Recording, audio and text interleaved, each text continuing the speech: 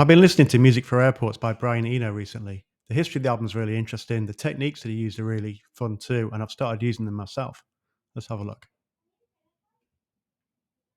Brian Eno's 1978 album, Music for Airports, was the world's first ambient record. It's still a landmark release 47 years later.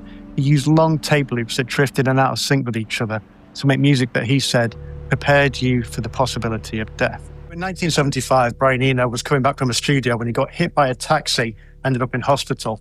When he was in hospital, his girlfriend visited him, and she brought a record of harp music.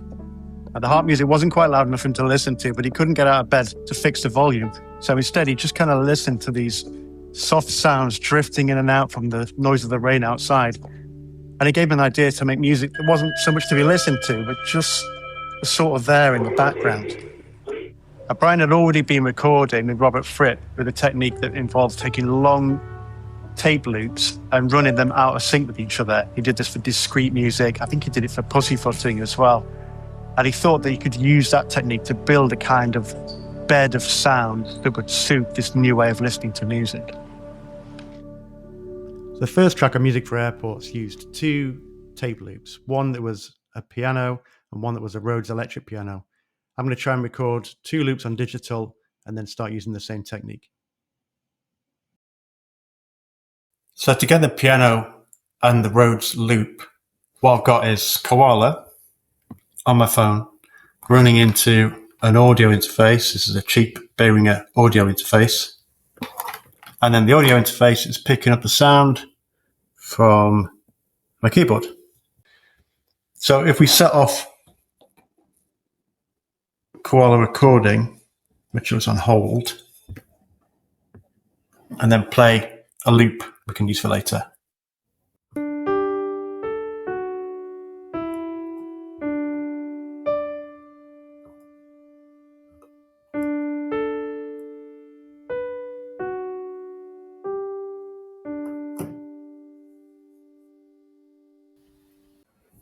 So now let's record the Rhodes.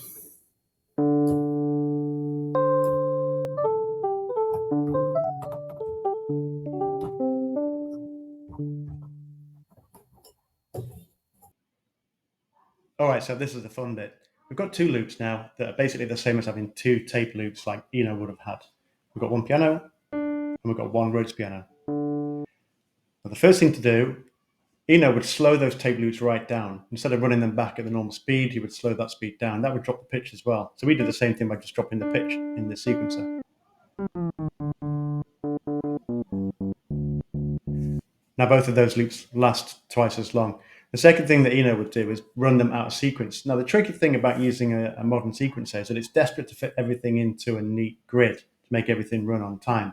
And we kind of want the opposite of that. So rather than setting up a sequence which is 4 bars long and having these two loops trigger at the start of that sequence, that's not going to work. They're going to be more or less in sync each time, or they're not going to drift over time, I should say. So what we need to do instead is to edit the loop, and yeah, I've already started doing it here, make them turn on the loop function. So when it gets to the end of this 45 seconds, or it's now more like 90 seconds, it's going to go back to the start. So we can play that for as long as we want now. This now 45-second loop just goes round and round and round. Now we need to make a sequence. So the sequence, at least in Koala, you typically start with like a 4-bar sequence, right? Let's make a new sequence entirely. So this one here is going to be a 4 or even a 1-bar sequence. And if we just set these things up to be a 1-bar sequence, then it's just going to come back around to the start. What we want is a much, much longer sequence. And instead of having individual notes starting that loop again, let's just take those out and have one really long one. So if we slow the BPM of this right down, that's 8 bars now. If we have 40 BPM, that's going to be the number that's flashing up on the screen now with how long that will take. And we can build this up and have up to, spoiler alert, I've done this already, it's 1,000 bars. You can have a sequence which is 1,000 bars long, running at 40 BPM, which is the lowest tempo that Koala will go to. And that gives you a total running time of something like, it's nearly 2 hours, basically. So 2 hours of just that continuous pair of loops slowly drifting out of time with each other because they're not the same length.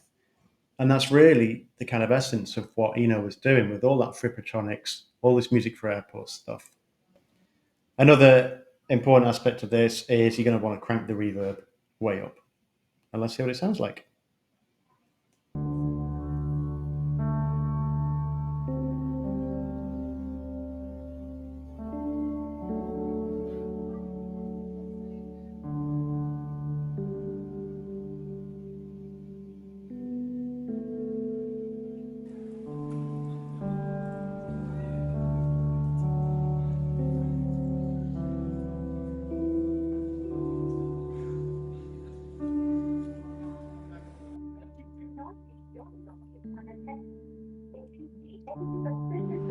It's an amazingly easy way to start building up really long, quite complex tracks by letting things drift in and out of each other. You can record a 3-bar loop, you can record a 4-bar loop on top of that, and then see how they interplay, and they'll only come into sync every 12 bars, something like that. So hopefully it's something that I'm going to have a lot of fun using, and maybe it's interesting for you too.